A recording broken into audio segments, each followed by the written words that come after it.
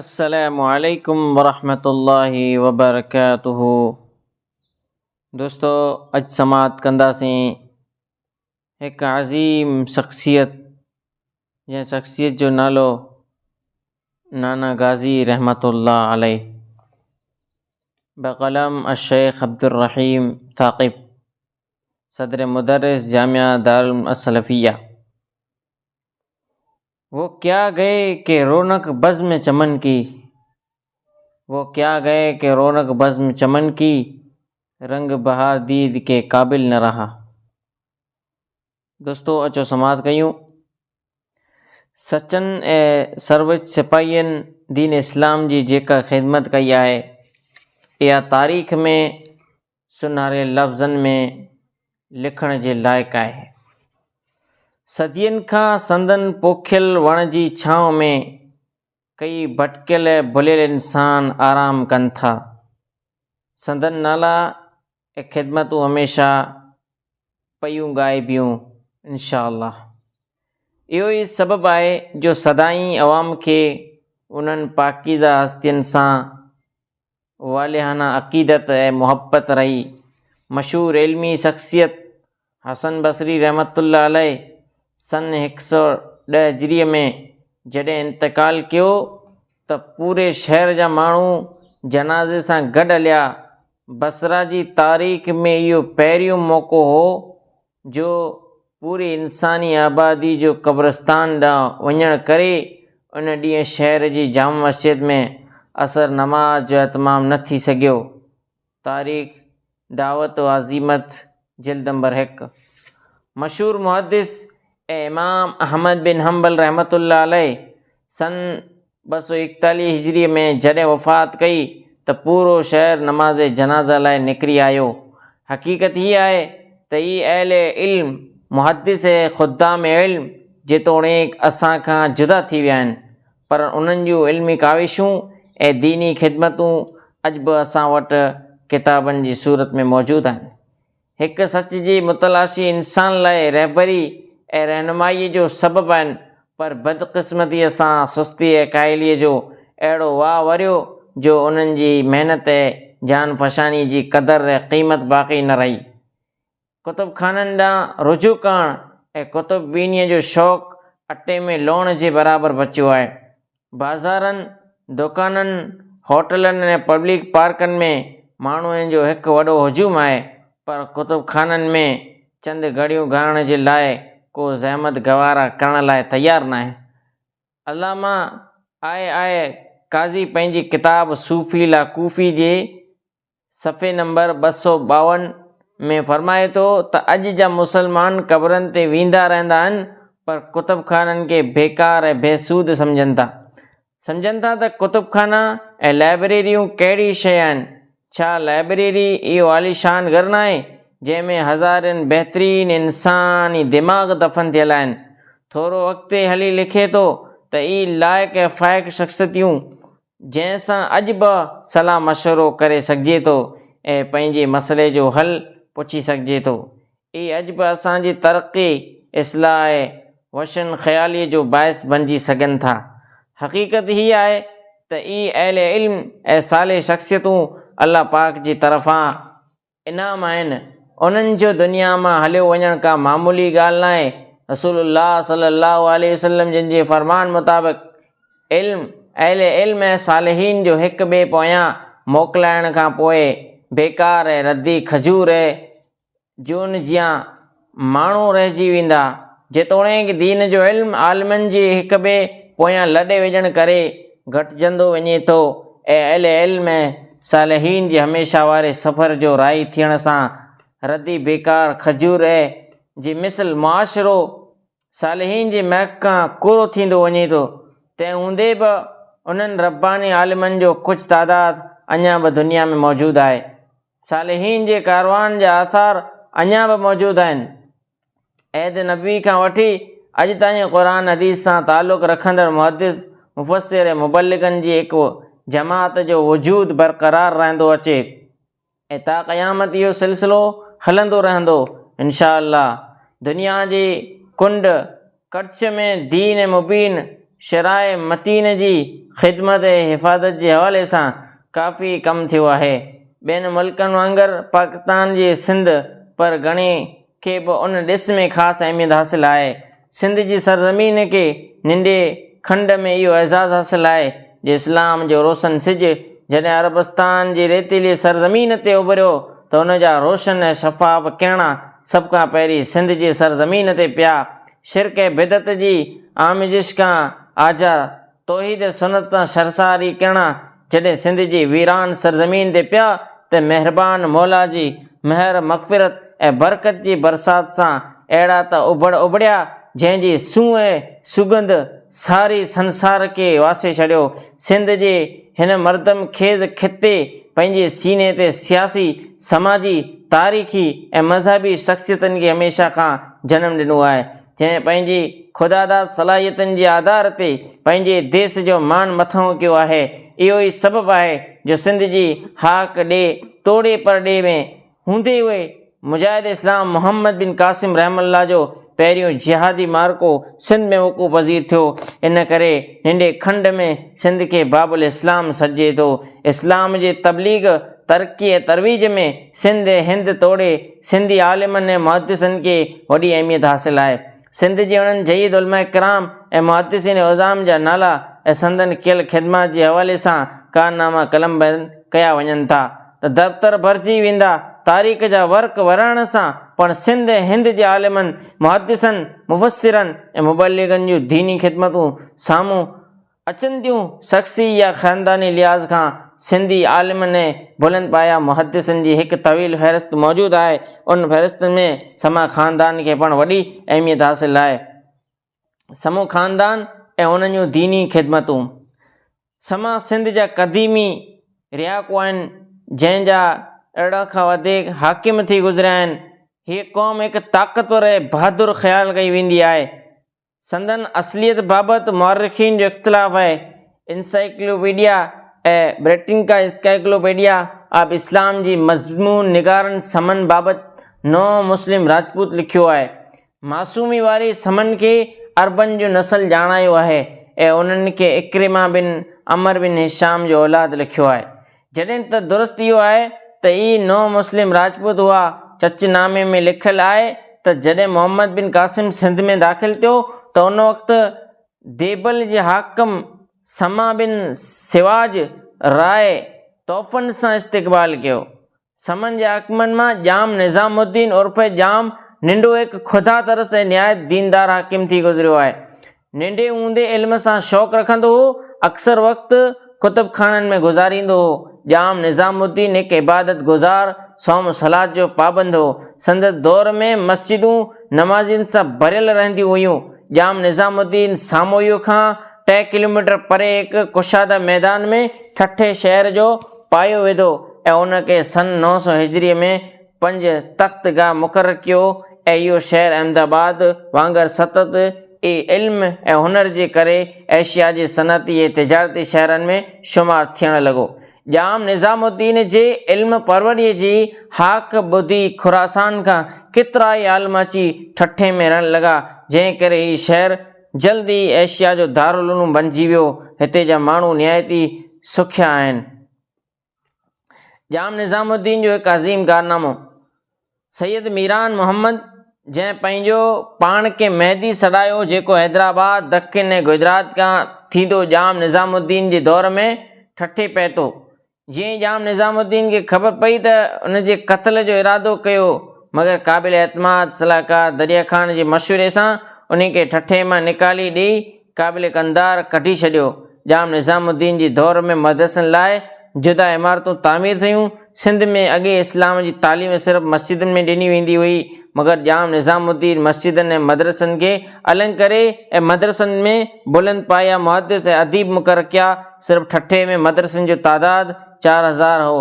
इस्लामी दुनिया सां ताल्लुक़ात समा फरमान रवां जा ताल्लुक़ इस्लामी दुनिया सां दोस्ताना हुआ, जंहिं करे संदन दौर में सिंध जी वापार घणी तरक़ी कई। अहमदाबाद ठठे ऐं मुल्तान जे विच में काफ़िलनि जी आमद ऐं रफ़्त हिकु सुनहरे दौर जो मंज़र पेश करे रही हुई। कच्छ जे समन जो दीनी ख़िदमतूं सिंध ऐं कच्छ जी समन जो हमेशा खां नातो हलंदो अचे। सिंध में समन जी हुक्मरानी कच्छ जे समन जे ताउन सां क़ाइमु थी। कच्छ में तक़लीदी जुमूद शिरक बिदत जी गहरे सागर में पहिरियों पत्थर उछलाइण वारो मौलाना अब्दुल रहीम पच्छमी नोड़ियो, जिन हुआ क़ुरान हदीस जी अहमियत व अफ़ादियत के मौलाना अब्दुल रहीम पच्छमी रहमुल्लाह समा ख़ानदान जी ताउन सां नई सिर निर्वार कयो। कच्छ में सदियनि खां मुरविज रीतनि ऐं रस्मनि जे मुक़ाबले में क़ुरान ऐं सुन्नत जी इशाअत ऐं तबलीग मौलाना अब्दुल रहीम पच्छमी रहमुल्लाह ऐं समा ख़ानदान जी मरून मन्नत आहे, जंहिं जे करे क़ुरान हदीस जो सचो पैगाम कच्छ ऐं सिंध जी कुंड कच्छ में पहुतो। मौलाना अब्दुल रहीम पच्छमी ऐं कच्छ जा समा। मौलाना अब्दुल रहीम पच्छमी इन क़ौम जा नोड़िया हुआ। पाण जो ॻोठु लुड़ियो ककर आहे, जिते अॼु पाण जी क़ौम वॾी तादाद में आबाद आहे। हीउ ॻोठु इंडिया जे कच्छ जे इलाइक़े रण कच्छ जे सरहदी पटे ते वाक़िअ आहे, जंहिं जे मग़रिबी किनारे ते बहर अरब पंहिंजूं मुझोलानियूं ॾेखारे रहियो आहे ऐं शुमाल में रण कच्छ जो दलदल वारो लक ऐं दक जो मैदान आहे, जेको पाक हिंद जे दरमियान हद फ़ासिल आहे।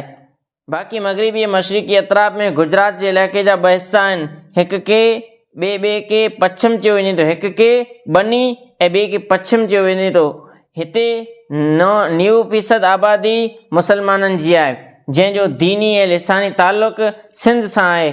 उते मादरी ज़बान पण सिंधी आहे। उते जेकी बिरादरियूं आबाद आहिनि इहे इन ख़ानदान सां ताल्लुक़ रखंदियूं, जिन वॾे अरसे ताईं सिंध ते हुक्मरानी कई आहे। जीअं समा नोड़िया मौलवी अब्दुल रहीम पच्छमी रहमुल्लाह पंहिंजी तालीम जी तकमील खां पोइ कच्छ में दावत तबलीग जी शुरूआत कई। संदन ख़ानदान या क़ुर्ब जवार में जेकी बिदतूं ऐं दीन जे ख़िलाफ़ रस्म रिवाज हुआ, उन्हनि जी क़ुरान ऐं सुन्नत जी रोशनीअ में निहायत तदब्बुर सां तरदीद कयाऊं। दीन इस्लाम जी तबलीग ऐं तरक़ी लाइ पंहिंजे ॻोठु लुड़िए ककर जे मक़ाम ते हिकु दीनी दरसगाह बनाम तालीमुल क़ुरान जो बुनियादु रखियऊं। मदरसे जो पूरो ख़र्च पाण बर्दाश्त कंदा हुआ, जंहिंमें सिंध ऐं कच्छ जी दूर दराज इलाइक़नि खां किताब सुन्नत जी प्यासियुनि पंहिंजी उञ उजाइण लाइ कच्छ जी हिन अज़ीम दीनी दरसगाह जो रुख़ कयो। पाण तालीम खां वधि बिदाअत जी सरकुबीअ में रसूम रिवाज खे पटण जो अज़ीम मुसम्मम कयो, अज़्म मुसम्मम कयो। मौलाना जी क़ौम मौलाना जी दावत ते तमामु घटि ध्यानु ॾिनो। तारीख़ शायदि आहे ईअं थींदो रहियो आहे, जॾहिं बि कंहिं मर्द मुजाहिद अंबिया जी मिशन जी पैरवी कई त खेसि मसाइब आलाम जो मुंहुं ॾिसणो पियो। मौलाना अब्दुल रहीम पच्छमी रहमुल्लाह जॾहिं कच्छ जे माण्हुनि खे बिलख़ुसूस मज़हबी लिहाज़ खां तक़लीद मुरविज फ़िक़ह सां मुंसलिक ॾिसी ऐं ॿिए तरफ़ वरी पीरीअ मुरीदी जी मौलिक मर्ज़ में गिरफ़्तार ॾिसी ख़ल्क़ ख़ुदा जी ॻिचीअ में पीरीअ मुरीदी जा तोक़ एतिरा त पिवस्त थी चुका हुआ जो बज़ाहिर उन क़ुर्ब अंगेज़ कैफ़ियत मां आज़ादु थियण जो को इम्कान नज़र न थे आयो।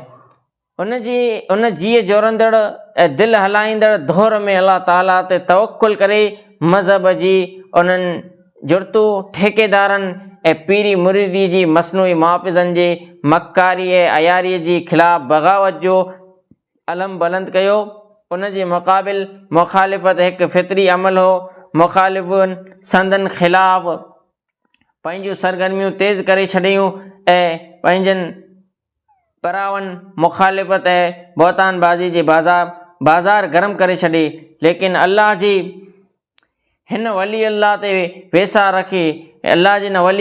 वेसा रखी दीन जो दिफ़ा ऐं इस्लाम जी सरबुलंदी लाइ पंहिंजो तन मन तरीअ ते रखी जिहाद शुरू कयो। पाण जी दावत जो असरु कच्छ जे हिकु अणमोट समा क़ौम ते थियो, जंहिं क़ौम जे हिकु दीनी शौक़ ऐं ज़ौक़ रखंदड़ शख़्सियत हाजी मलूक समूह मसलक ऐं हक़ क़बूल कयो। मौलवी साहब जी तरबियत अख़लाक़ व आदाब मां मुतासिर थी पंहिंजी क़ौम में क़ुरान ऐं सुन्नत जो ॾीओ जलायो।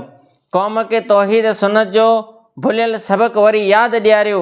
इब्तिदाई मुख़ालिफ़तुनि में मुश्किलातुनि जी बावजूदि उन ॾीए जी रोशनी वधंदी नज़र आई, जंहिंसां क़ौम जी आली मक़ाम सरदार हाजी इब्राहिम सुरैया जे वालिद हाजी सुलेमान सुरैया क़ुरान सुन्नत जी दावत क़बूल कई, जंहिंजे पुट जी पछम ते हक़ हुई ऐं साहिब ख़ान समूह जेको उन वक़्तु ASI जे पोस्ट ते तयन हो तंहिं बि दावत खे क़बूल कयो। अहिड़ी तरह समा क़ौम में शूर क़ुरान सुन्नत जो शौक़ व ज़ौक़ आयो, हिकु रब्बुल आलमीन ॾांहुं मुतवजह थियणु शुरू थिया।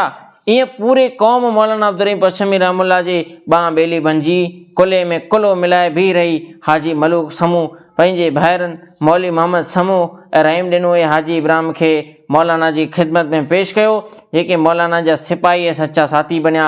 अहिड़ी तरह हाजी गाज़ी समूह ऐं मोहम्मद सालार समूह पिणु मौलाना साहब सां अक़ीदत मोहब्बत ऐं उल्फत में मिसाली हुआ। हाजी गाज़ी समूह रहमतुल्लाह अलैह जी हिजरत 1974 ईस्वीअ में 6 ॼणनि जी क़ियादत में पाकिस्तान जी तरफ़ हिजरत कई, जंहिंमें हाजी इब्राहिम समूह पंहिंजे अहल अयाल सां रहीम ॾिनो, अहल अयाल सां मौली मोहम्मद मां अहल अयाल, हाजी गाज़ी मां अहल अयाल, मोहम्मद सुलेमान अहल अयाल, मोहम्मद सालार मां अहल अयाल, जिन 8 उठनि ते हिजरत जो ही अड़ांगो सफ़र पार करे रेगिस्तान जे सहरा में क़दम पोश थिया त हुकूमत पाकिस्तान गिरफ़्तार करे वरितो। कुझु ॾींहं सुन्नत यूसुफ ते अमल करे जेल गारी 1 साले ख़ातून अमा मरियम मेमन जी महिरबानी सां क़ैद बंद जी सहबतनि खां आज़ाद थी आज़ाद फिज़ान में आज़ाद ज़िंदगी गुज़ारणु शुरू कई। ख़ानदान जी तक़सीम पाकिस्तान में हिजरत करे अचण खां पोइ कुझु अरसे लाइ गॾु हिजरत कंदड़ ख़ानदान 3 हिसनि में तक़सीम थी वियो। हाजी इब्राहिम ऐं संदसि भाइर रहीम ॾिनो मौली मोहम्मद ऐं मोहम्मद सुलेमान फांट फारम लॻ ॻोठ तुगाजी समूह खे पंहिंजो मस्कन बनायो। मोहम्मद सालार बिन अब्दुल्ला पाण पंहिंजी फैमिली सां अरबाब हाजी तमाचीअ जी ख़्वाहिश ते ॻोठ नओं अंगो अरबाब में रिहाइश इख़्तियार कई। हाजी गाज़ी जिन पंहिंजनि 2 सोटनि सां अब्दुल लतीफ़ बिन इसाक़ ऐं हाजी बिन इसाक़ सां कुनरे लॻ ॻोठ हाजी मोहम्मद समूह वारनि सां गॾु रिहाइश पज़ीर थिया। उते पाण जी महिनत सां पाण जे ॻोठ जा मुअज़्ज़ज़ मरहूम हाजी मोहम्मद समूह ऐं मरहूम मियांजी मोहम्मद समूह ऐं मरहूम हाजी इब्राहिम समूह, मरहूम मास्तर अहमद ख़ान समूह ऐं मरहूम हकीम तमाजी समूह जिन पंहिंजी ज़िंदगीअ में वॾी तब्दीली आंदी, जेके वालिद मरहूम जा यानी हाजी गाज़ी जा इंतिहाई मुतक़िद साथी बणिया। अहिड़ी तरह मोहतरम हाजी अलाॾिनो समूह, मोहतरम हाजी मोहम्मद कासिम समूह, मोहतरम हाजी मोहम्मद हसन समूह, मोहतरम वॾेरो हाजी मोहम्मद हारून समूह ॻोठ जा दीनदार ऐं वालिद मरहूम यानी नाना हाजी गाज़ी मरहूम सां मोहबत करण वारा साथी मौजूदु आहिनि। अहिड़ी तरह ॻोठ मोहम्मद सुलेमान समूह खे बि वालिद साहिब जी महिनत सां मस्जिद ऐं 5 वक़्त नमाज़ ऐं रोज़नि जो पाबंद माहौल मुयसरु थियो। मोहम्मद सुलेमान मरहूम वालिद साहिब जो मामू यानी नाना जो मामू हो, जिते अॼु बि सुठी तादाद में जमात मौजूदु आहे। अहिड़ी तरह कोट ग़ुलाम मोहम्मद लॻ ॻोठ मोहम्मद हाशिम बरगड़ीअ में मोहतरम मोहम्मद याक़ूब समूह हाजी गाज़ी साहिब जी महिनत सां मसलक अहले हदीस खे क़बूल करे ऐं उन ॻोठ में जमात जी अलॻि मस्जिद तामीर करे पंहिंजी ऐं पंहिंजे क़ौम जे बचनि खे क़ुरान सुन्नत जी तालीम जो मौक़ो फ़राहम कयो, जंहिंजे नतीजे में अॼु उन ॻोठ में 2 आलिम मौलाना मोहम्मद इस्माइल समूह, मौलाना अब्दुल सलाम समूह ऐं 1 हाफ़िज़ कारी अबू बकर मुंशावी समूह मौजूदु आहिनि। अहिड़ी तरह टुंडो जान मोहम्मद जे वेझो ॻोठ मोहम्मद कासिम समूह ऐं वालिद साहिब जे यानी नाना हाजी गाज़ी जी महिनत जे करे विखिरियल क़ौम खे ईद जे मौक़े ते हिकु जॻह ते गॾु करे पंहिंजे औलाद जे मुस्तक़बिल संवारण लाइ किरदारु अदा कयो। इन कम में साथ ॾियण वारनि में मरहूम मोहम्मद यूसुफ समूह ऐं मरहूम हाजी मोहम्मद कासिम समूह, मरहूम अली मोहम्मद समूह, मरहूम हाजी मोहम्मद मूसा समूह, मरहूम नौजवान मुतारिक मोहम्मद रमज़ान समूह पंहिंजे वसआर पंहिंजो किरदारु निभायो, जंहिंजे नतीजे में अॼु 57 मोरे जे क़ुर्ब जवार में जमात जूं 5 मस्जिदूं मौजूदु आहिनि ऐं हिकु आलिम दीन मौलाना अब्दुल हफ़ीज़ समूह ऐं मौलाना अब्दुल हकीम समूह इलाइक़े में दीनी ख़िदमतूं सर अंजाम ॾेई रहिया आहिनि। ईअं ई इहो ख़ानदान कुझु अरसे लाइ तक़सीम रहियो, लेकिन बिफ़ज़्ल ताला हर हिकु पंहिंजे हिसे ते पंहिंजे वसआर दीनी ख़िदमतूं सर अंजाम ॾिनियूं। नाना हाजी गाज़ी साहिब मरहूम कुंडरे में जिते पंहिंजे बिरादर वटि हारी थी रहियो महिनत मुशक़त सां गॾु दीनी ख़िदमत खे पंहिंजो फ़र्ज़ु सम्झी सर अंजाम ॾियणु लॻो। नाना हाजी गाज़ी पाण अणपढ़ियल हो, उनजे बावजूदि वॾनि जी तरबियत ऐं साफ़ सुथरो माहौल मिलण जे करे मौलाना अब्दुल रहीम पश्चिमी ॿिए उलमाउनि जे ज़ेर साए रहण जे करे अक़ीदा तौहीद ऐं सुन्नत रसूल सां मोहबत हक़ीक़त अक़ीदत ऐं बिदअत खुराफ़ात खां नफ़रत, पाण खे पंहिंजे क़ौम जे अंदरि शूर अने बिदात अने पीरी मुरीदी मरोज रीतनि ऐं रस्मनि जे ख़िलाफ़ु हिकु तहरीक पैदा कयो, जंहिं लाइ उलमा खे मुहबत ऐं अक़ीदत सां ॻोठ हाजी मोहम्मद समूह दावत तबलीग लाइ करे शिरक बिदअत जी भीख कनी लाइ दुरुस अने ख़ितबात लाइ तलब करे तौहीद जो हिकु ॿोटो पोखियो, जेको अल्लाह जे फज़ल सां अॼु हिकु सरसब्ज़ शादाब मेवेदार वणु बणिजी चुको आहे। अल्लाह पाक हाजी गाज़ी मरहूम जे लाइ करे सदके जारिया बनाए, आमीन। अहिड़ी तरह जाजा नाना हाजी इब्राहिम मरहूम पंहिंजे ख़ुदा सलाहियतुनि जे आधार ते फांट ऐं कुर्ब जवार में ख़ुसूसन ॻोठ तोगाची समूह में हिकु फसील जो बुनियादु विधो, जंहिंसां केतिरा ई शिरक बिदअत खां पंहिंजो पलो आजो करे हिकु अल्लाह जे दर झुकण वारा बणिजी विया, जंहिंमें अरबाब हाजी वाहिद बख़्श मरहूम, हाजी करीम बख़्श मरहूम, मास्तर अहमद रहमू, मास्तर अब्दुल लतीफ़ रहमू मरहूम, मोहतरम हाजी मोहम्मद मूसा रहमू, अब्दुल शकूर रहमू ऐं मौली हाजी जान मोहम्मद दल मरहूम, हाजी मोहम्मद हसन दल, मास्तर अल्लाह बचायो। ऐं अहिड़ी तरह चाचा मोहम्मद सालार पंहिंजी ऐं नाना सालार पंहिंजी पढ़ियल लिखियल ज़ोजा जे करे ॻोठ नव अंगू अरबाब में ख़ातिन ऐं मस्तूरात खे तालीम ऐं तरबियत फ़राहम कई। दीनी भाईचारो ऐं दोस्ती। नाना हाजी गाज़ी साहब हमेशह पंहिंजी सोहबत लाइ सुठनि माण्हुनि जो इंतिखाब कयो। उन्हनि माण्हुनि सां तालुकात जो बुनियादु सिर्फ़ु अल-हुब फिल्लाह, जीअं चवणी मशहूरु आहे त सोहबत साले तुरा सालेकुन, नेक माण्हुनि जी सोहबत नेक बनाईंदी आहे। नाना हाजी गाज़ी समूह मरहूम जो हिकु हिंदू पाक में सुठनि ऐं नेक माण्हुनि सां तालुकात रहिया। पश्चिम में हाजी मलूक समूह, मौली मोहम्मद समूह ऐं साहिब समूह, हाजी इब्राहिम सुरैया, मियाँ जी इब्राहिम समूह, हाजी अली मोहम्मद समूह ऐं सिंध में पंहिंजे क़ौम जे मरहूम तुगाजी समूह, हाजी वाघो समूह, मरहूम डातो समूह, मरहूम हबीब समूह, हाजी मलूक समूह ऐं मरहूम मोहम्मद यूसुफ समूह, हाजी मोहम्मद उस्मान समूह ऐं हाजी अला ॾिनू समूह। इन सां अलावा ॿिए बिरादरी जे नेक माण्हुनि सां सोहबत रखियाऊं। नोड़े में मौलाना जान मोहम्मद, अरबाब हाजी तमाची, अरबाब हाजी वाहिद बख़्श, अरबाब हाजी नज़र मोहम्मद, अरबाब मुराद अली, मास्तर वाहिद ॾिनू, प्रोफेसर मौला बख़्श मोहम्मदी, प्रोफेसर अब्दुल अज़ीज़ नोड़ियो, हाजी इदरीस, मोहतरम बाबो मौला बख़्श नोड़ियो, हाजी अली बख़्श नोड़ियो, सैयद सीडियो जो हाजी अली बख़्श नोड़ियो, महमूद मोरो, हाजी ग़ुलाम महमूद ऐं तक़रीबन हर ॻोठ जे नेक माण्हुनि सां तालुकात रहिया। लंजन में मरहूम जमालुद्दीन लंजो, हाजी मुबीन लंजो ऐं मतारो लंजो, हाजी उस्मान लंजो, हाजी मुबीन लंजो, मास्तर सोराब, मौलाना अब्दुल लतीफ़ लंजो, काजी सुलेमान ऐं क़ौम जे ॿियनि नेक माण्हुनि सां सुठा तालुकात रहिया। सुमरनि में हाजी लाखो सूमरो, हाजी जान मोहम्मद सूमरो, मोहम्मद सुमार, मास्तर अब्दुल गनी सूमरो, हाजी उस्मान सूमरो। रहमन में यार मोहम्मद रहमू, अब्दुल गफ़ूर रहमू ऐं मौलवी मोहम्मद कासिम सूमरो, चाचो सुहिलो रहमू, मंठा रहमू। उन खां अलावा ॿिया गच हुया। हिकु इल्मी मरकज़ जो बुनियादु। हाजी गाज़ी मरहूम 1987 ईस्वी में कुनरे खां लॾ पलाण करे ॻोठ हाजी मोहम्मद इब्राहिम समूह खे पंहिंजो मुस्तक़िल मस्कन बनायो। हिन ॻोठ खे हिकु साल अॻु यानी 1986 ईस्वीअ में चाचा नाना हाजी इब्राहिम मरहूम वजूद बख़्शियो। इन दौरान नाना हाजी इब्राहिम नाज़िर क़ुरान करीम जी तालीम पंहिंजी वसायल ॻोठ जी ॿारनि खे ॾींदो रहियो। हिकु इल्मी पोख। नाना हाजी गाज़ी 1975 ईस्वी खां पंहिंजे बचनि खे दीनी तालीम ॾियारण जो अज़्म मुसम्मम करे चुको, जंहिं लाइ पंहिंजे वॾी पुटु मौलाना अली मोहम्मद खे मुख़्तलिफ़ मदरसनि में ज़ेर तालीम रखियो। 1987 ईस्वीअ में कुनरे शहर जी जामा मस्जिद में मौलाना मोहम्मद ख़ालिद रासिक मरहूम सां मोहबत ऐं अक़ीदत जी बिना ते पंहिंजा ॿ पुट ख़ालिद साहब मरहूम जे हवाले कया।